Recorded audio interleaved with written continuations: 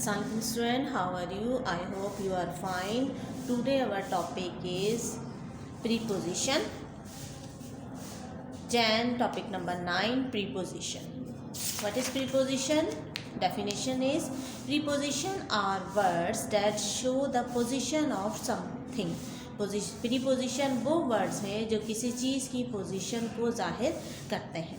Preposition also tell us where something or somebody does something. Preposition हमें ये भी बताते हैं कि कोई चीज़ और कोई शख्स क्या कर रहा है. ठीक है, अब यानी किसी चीज़ की पोजीशन को जाहिर करने वाले तमाम वर्ड्स जो हम यूज़ करते हैं वो प्रीपोजिशन कहलाते हैं. For example, my books are in my bags. मेरी किताबें मेरे बैग में हैं. अब किस वर्ड से हमें पता चल रहा है कि बैग में है? इन.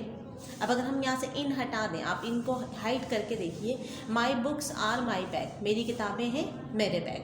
अब बैग के अंदर हैं बाहर है, वो किस पोजीशन किससे जाहिर हुई? इन. एक छोटा सा वर्ड है लेकिन इसने उस चीज़ों की पोजीशन शो कर दी है. Sarah's cap is on her head. अब हमें किससे पता चल रहा है कि सारा का कैप जो है वो उसके हेड पर है? ऑन से. ठीक है, एक छोटा वर्ड है जो पूरे सेंटेंस का एक सेंस बना देता है. ठीक है, there are so many words that are use as a preposition. Some are the words in, on, at, at, over, under, down, अरे, amongst, from, by, after, with, above, along, and some other words are used as preposition. Is there so many words that we use as a preposition? some जो है हम कुछ sentences में use करते हैं. तो in, on, in यानी अंदर है, on ऊपर है, eight, at, over भी ऊपर को शो करता है, under नीचे को, down भी नीचे को, amongst दरमियान में. ये positions को शो करने वाले words हैं. ठीक है, लेकिन इन वर्ड्स को कहाँ इन यूज़ होगा? Where we use on, where we use it. इसके कुछ रूल्स होते हैं. अगर आप उन रूल्स के बगैर जो वो यूज़ करेंगे तो समझ आप नहीं कर सकते. आप उसको अरेंज करने के लिए, इन वर्ड्स को यूज़ करने के लिए हमें कुछ रूल्स देखने पड़ते हैं कि जहाँ पर जो है हमें ऑन यूज़ करना है अकॉर्डिंग टू सेंटेंस. दूसरी चीज़ होती है अकॉर्डिंग टू सेंटेंस के सेंस के लिहाज से हम इन प्रीपोजिशंस को यूज़ करते हैं. ठीक है, फॉर एग्जाम्पल, प्रीपोजिशन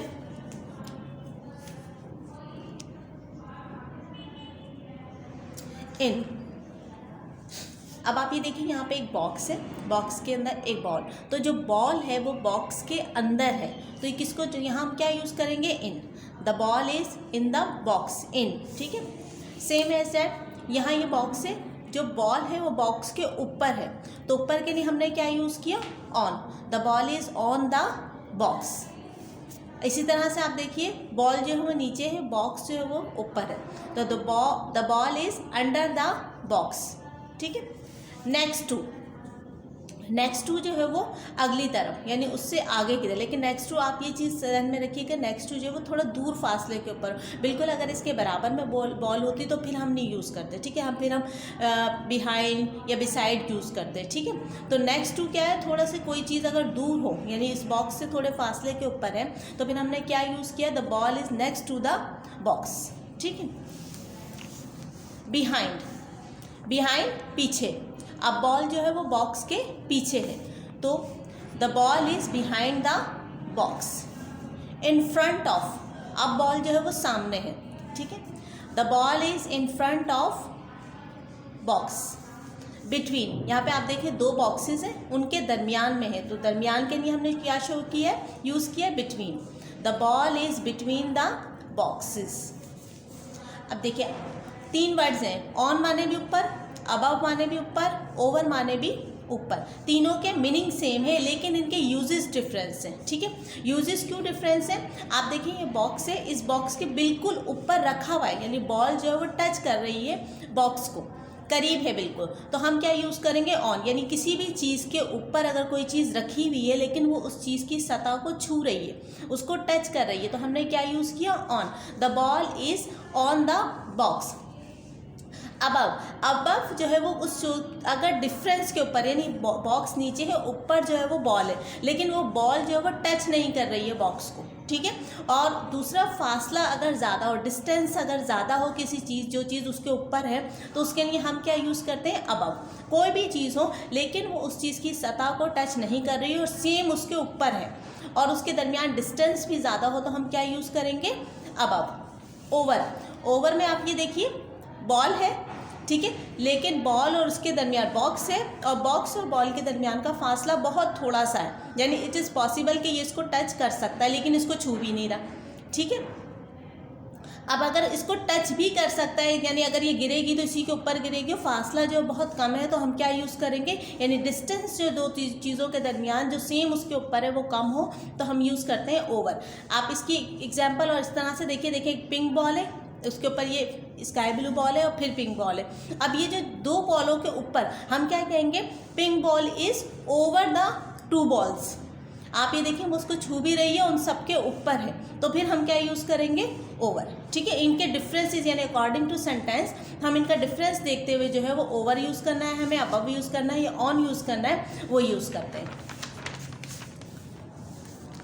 अब आप देखिए दो वर्ड है, बिटवीन एंड अमंग। बिटवीन माने भी दरमियान, ठीक है, और अमंग माने भी दरमियान। दोनों हमने कहाँ जो है वो अमंग यूज़ करना है, हमने कहाँ बिटवीन यूज़ करना है। आप ये देखें, जब दो चीज़ों के दरमियान में बॉल है, दो बॉक्सेस हैं, इनके दरमियान के अंदर बॉल है, तो हमने क्या यूज़ किया, बिटवीन, ठीक है। और अमंग हम कहाँ यूज़ करेंगे, आप ये देखिए there are so many boxes और उनके दरमियान के अंदर जो है वो एक बॉल है, तो हम क्या यूज़ करेंगे, among. The ball is among the all boxes, ठीक है। और यहाँ हम क्या कहेंगे, the ball is between two boxes. तो क्वांटिटी डिफाइंड है दोनों दो चीज़ों के दरमियान में, तो हमने क्या यूज़ किया, बिटवीन। और जब बहुत सारी चीज़ों के दरमियान कोई चीज़ हो तो हम क्या यूज़ करेंगे, अमंग, ठीक है। तो आप ये डिफरेंसेस अगर आप अच्छी तरीके से आपको समझ आ गए तो आप बहुत आसानी के साथ प्रीपोजिशन यूज़ कर सकते हैं अकॉर्डिंग टू सेंटेंस के सेंस के लिहाज से, कि हमें कहाँ कौन सा वर्ड या कौन सा प्रीपोजिशन यूज़ करना है। ओके, अल्लाह हाफ़िज़ स्टूडेंट। आपको ये वीडियो अच्छी तरीके से देखनी है, समझनी है, अंडरस्टैंड करनी है, ताकि आपको इसकी एक्सरसाइजेस करने में प्रॉब्लम ना हो। अल्लाह हाफ़िज़।